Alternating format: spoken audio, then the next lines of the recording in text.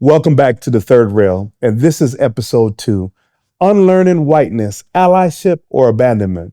The theme of this is examining what it means to be a white Pan-Africanist and the tensions between allyship, appropriation, and accountability. The colonized can see right through the colonizer. That was Frantz Fanon. Again, we're excited to be back. I'm excited to be here. I am your host, Dr. Mark James. And this is the third rail. Yeah, I am that I am. Oh, I am that I am. Everything was manifested. They wondering how I do it. You wanna know how I do it? I am that I am. It's really that easy. Know who you are when you speak it. Lost in the phone and the TVs. Everything that shine ain't gold. God sees me just for who I am. This is the third rail. Can a white person truly be an ally to Black liberation? Or is that question itself a distraction, another way to center whiteness in a conversation about Black freedom? Today, we're talking about something that makes a lot of people uncomfortable: white allyship, white Pan-Africanism, and the messy, complicated space between solidarity and appropriation.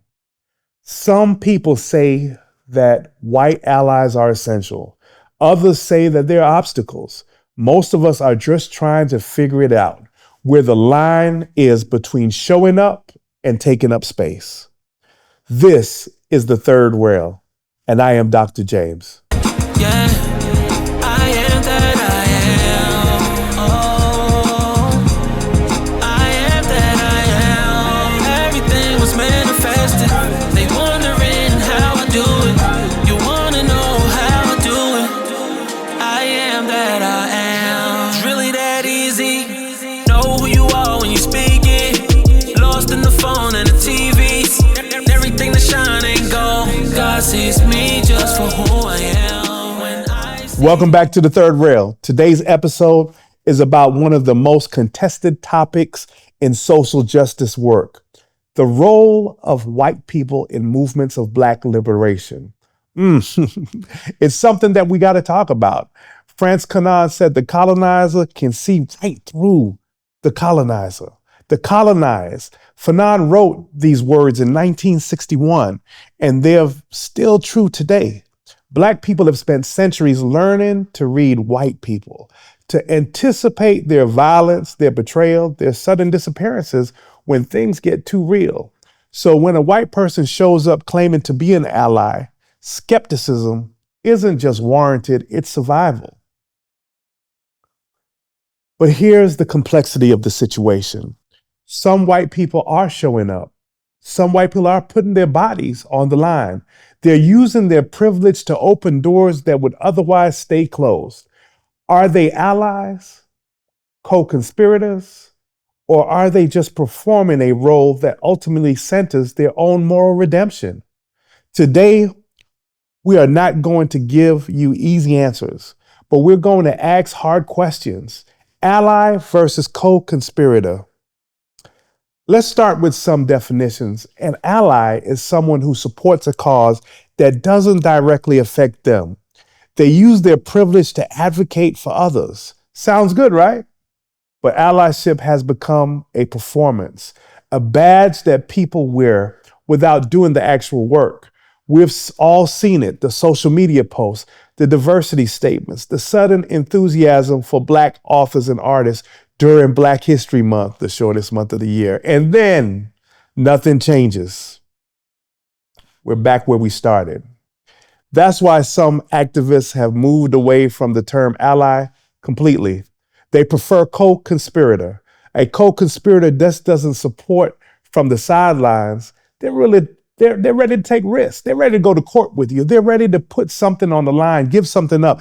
They are willing to lose something, whether it's status, relationship, opportunities, for the cause. The question isn't whether white people can be useful to Black liberation. Man, the real question is, what are they willing to sacrifice? Because if your allyship costs you nothing, it's worth nothing. The history of Pan-Africanists is a deep one. This is not a new conversation. White people have been involved in Black liberation movements for as long as those movements have existed. John Brown, the white abolitionist who believed in armed insurrection, was the only way to end slavery. He gave his life, man, for that belief. The white freedom riders who risked and axed their lives from the South during the civil rights movement, the white anti-apartheid activists who fought South African racism. But history also gives us a cautionary tale. White saviorism, white people centering themselves in movements that are not about them. White people speaking for Black people instead of amplifying their voices. The FBI's COINTELPRO program used white informants to infiltrate and destroy our Black organization. The history is complicated, and that complexity matters because then when white people show up, they're walking into a history they didn't create, but are accountable to. Let's speak a little bit about performative activism. Let's talk about it. You know what I'm talking about. The Black squares on the Instagram, the corporate diversity statements, the sudden discovery that racism exists right after a police viral video. Pause for a second. Let's look at some simple things. Critical race theory. This became a big political issue. But here's the thing. Critical race theory was developed by lawyers. Tell me how many politicians could decipher legal policy. Performative activism is about the performer. We don't want to see the performance.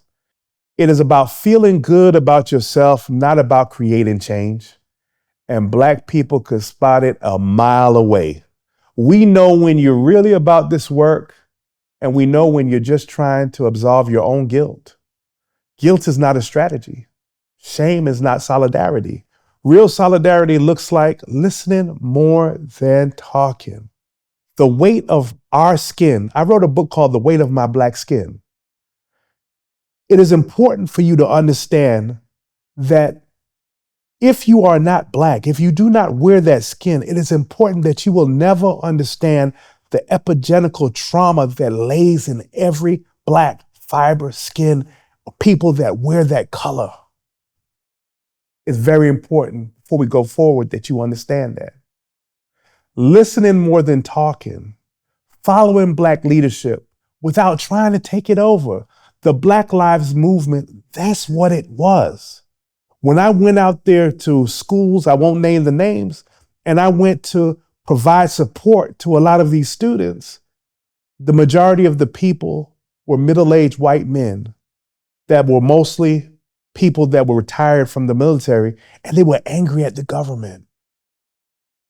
People used Black liberation as a way to accelerate their voice. Using your privilege is never the only way. To create space, not replace it. Being willing to be uncomfortable. Stay in when the cameras leave. Let's talk a little bit about the accountability in interracial work. Accountability is everything. White people in justice spaces need accountability structures. They need Black people who tell them the truth, who will check them and not be worried about their job, who would hold them to real standards and not worry about promotion. And here's the hard part. That accountability has to be real.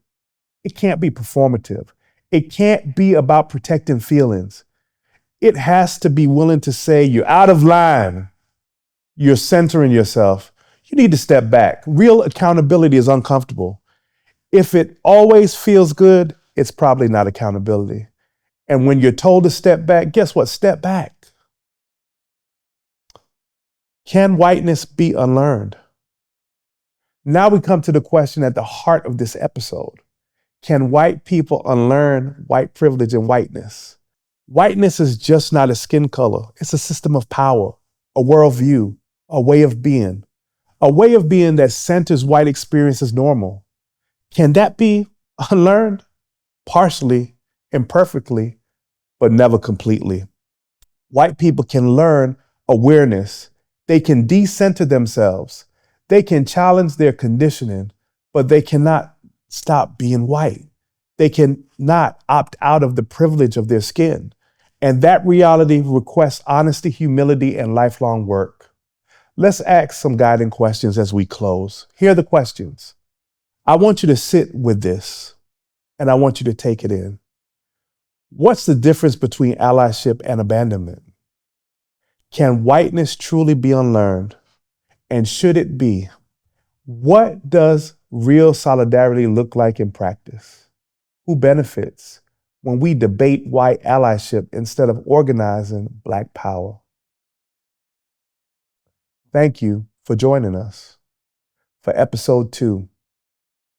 Next week, we're talking about education.